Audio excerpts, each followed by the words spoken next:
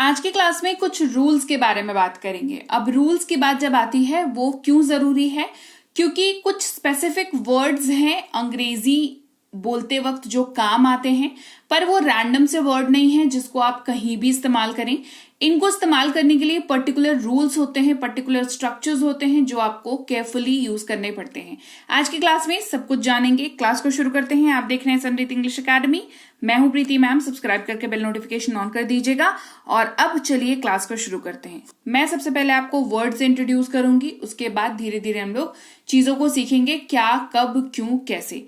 सबसे पहला शब्द है डिड, DID। इसको डिड पढ़ते हैं, इसका मतलब होता है किया। इसका इस्तेमाल पास्ट वाले वाक्यों में किया जाता है।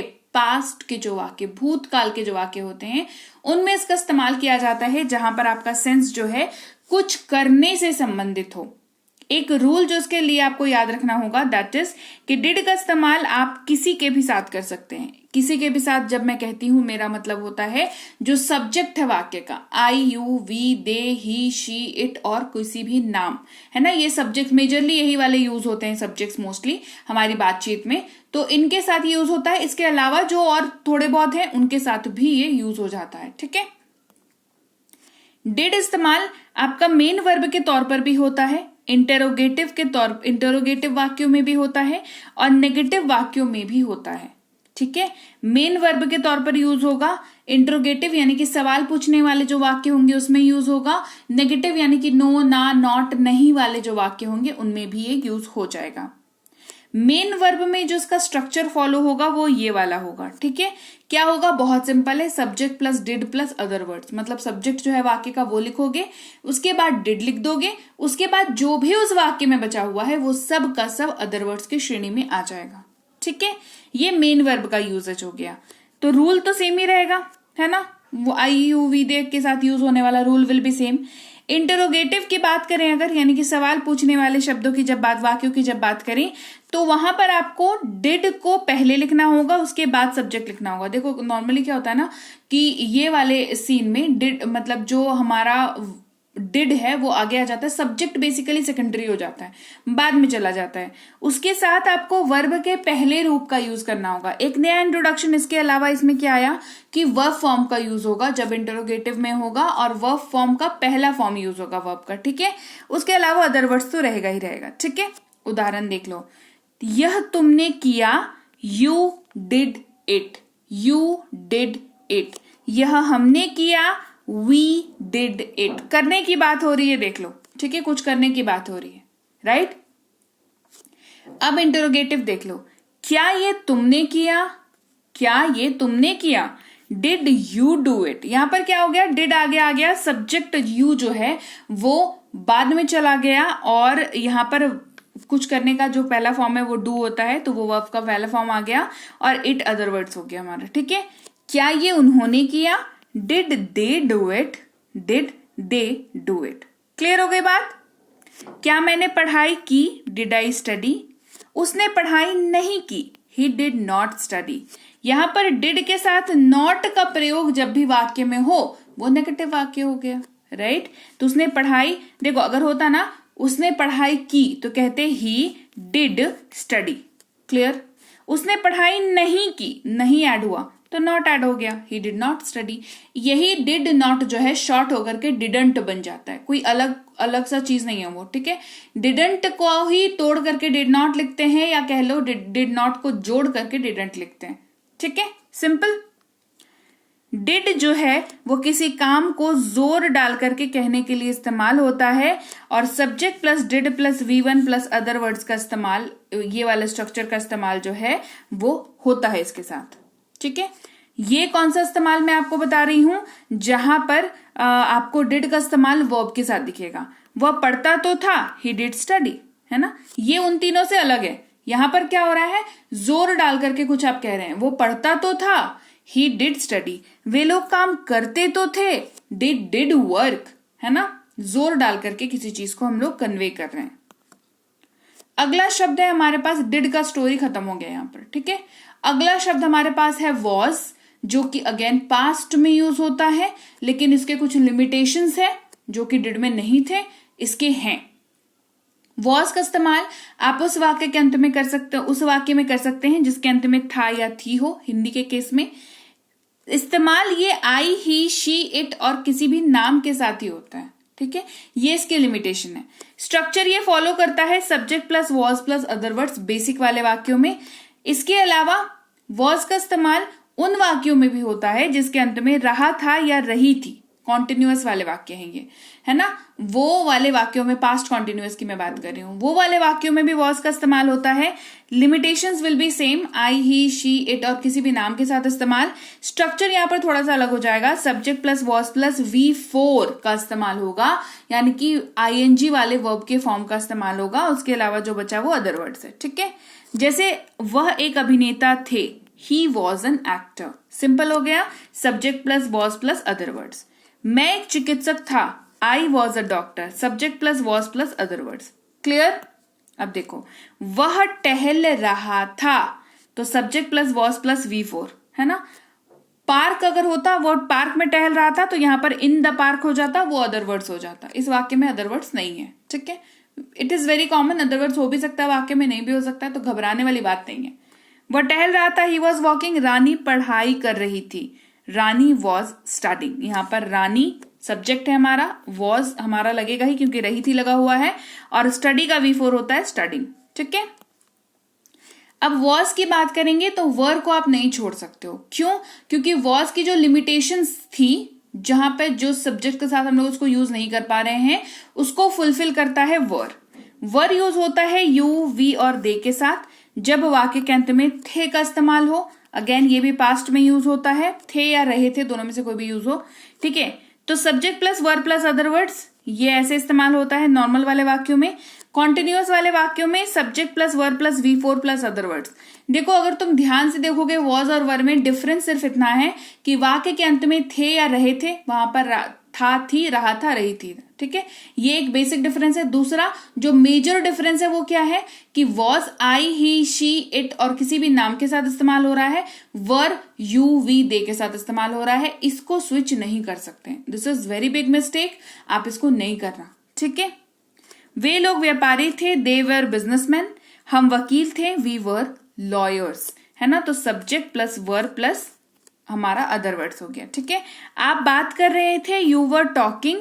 हम लोग टहल रहे थे, वी वर वॉकिंग। तो सब्जेक्ट प्लस वर प्लस V4, ठीक है। अब पार्क में टहल रहे थे तो इन द पार्क हो जाता, वो अदर वर्ड्स हो जाता, इस वाक्य में नहीं है। तो यू, वी और दे के साथ ये यूज होता है। लास्ट में रहे थे आपको दिख रहा है, ठीक है। अब नेक्स्ट वर्ड की बात करते हैं जो कि हमारा है हैड। देखो, वॉज और वर्क को हमेशा साथ में पढ़ा करो, ठीक है। वो अलग अलग एंटिटी नहीं है, वो सेम ही एक तरीके से कह लो कि यूजेज बस डिफरेंस है थोड़ा सा उनका एप्लीकेशन में, बाकी वो उनको पढ़ना आपको साथ ही में पड़ेगा, ठीक है। चलो अगले वर्ड की बात करते हैं जो कि है हमारा हैड। इसका मतलब होता है पास था, भूतकाल में ये भी यूज होता है, पास था। पास्ट में जब आप कहना चाह रहे हो मेरे पास कुछ था, इस तरीके से बात करना चाह रहे हो, या उसके पास कुछ था, तो आप हैड का यूज करते हो। हैड सबके साथ यूज होता है, ये सबसे अच्छी बात है हैड की। दूसरा, subject plus had plus other words, ये स्ट्रक्चर इसका फॉलो होता है थ्रू आउट, ठीक है।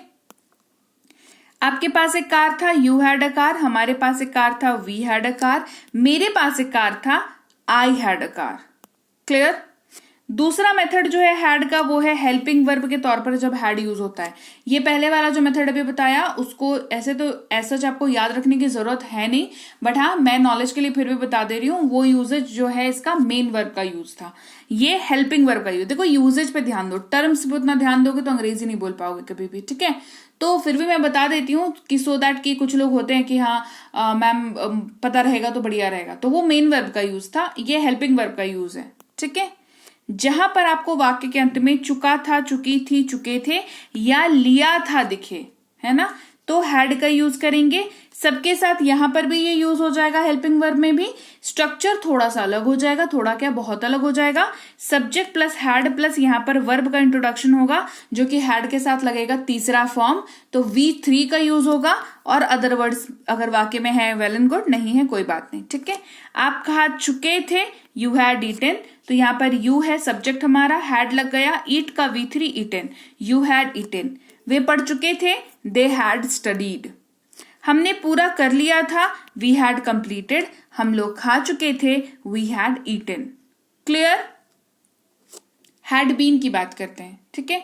जहां पर ये आपको दिखेगा ऐसे वाक्यों में जिसमें ता आ रहा था, ती आ रही थी, ते आ रहे थे इस्तेमाल हो रहा हो, समझ जाओ रहा था ये सब देख करके कि हैड बीन का यूज होगा। हैड बीन भी सबके साथ यूज होता है।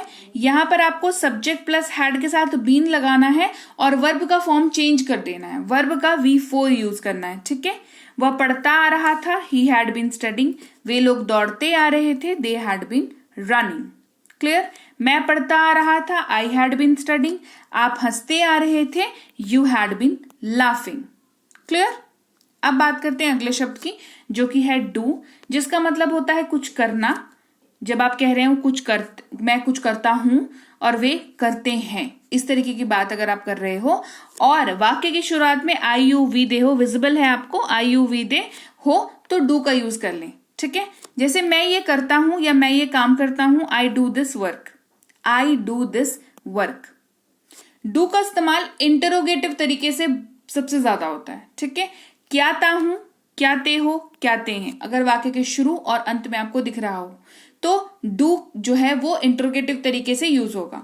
क्या तुम खाते हो, do you eat, do you eat, ये हो जाएगा क्या तुम जाते हो, डू यू गो। इस्तेमाल विल बी सेम, ठीक है। तो क्या ते हो दिख रहा है आपको, ठीक है। फिर है डज। डू और डज को, जैसे मैंने बताया ना कि वॉज और वर्क को आप अलग अलग एंटिटी समझ के नहीं पढ़ सकते, डू और डज का भी सेम हिसाब है। क्यों? क्योंकि डू जिस सब्जेक्ट के साथ यूज होता है वो तो ठीक है, जिनके साथ नहीं यूज होता उनके लिए हमारे पास है डज। ही, शी, इट और किसी भी नाम के साथ डज का यूज होता है। इसका मतलब भी होता है करना, और ये वाक्य में करता है के तौर पर यूज होता है। जैसे वह ऐसा नहीं करता है, he doesn't do this, he doesn't do this. इसका इस्तेमाल भी वाइडली इंटरोगेटिव तरीके से होता है। क्या ता है, क्या ती है, अगर आपको वाक्य में यूज हो रहा है तो डज जो है वो इंटरोगेटिव तरीके से यूज होगा। क्या वह खाता है, डज ही ईट, क्या वह खाता है, डज ही ईट।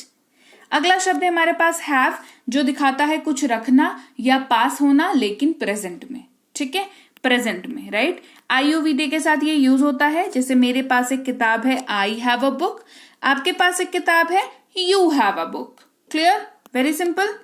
वहीं पर हैव जिन सब्जेक्ट के साथ इस्तेमाल नहीं हो रहा है, जैसे ही के साथ नहीं हो रहा, शी के साथ नहीं हो रहा, इट के साथ, नाम के साथ नहीं हो रहा, तो हैज यूज करेंगे वहां पर।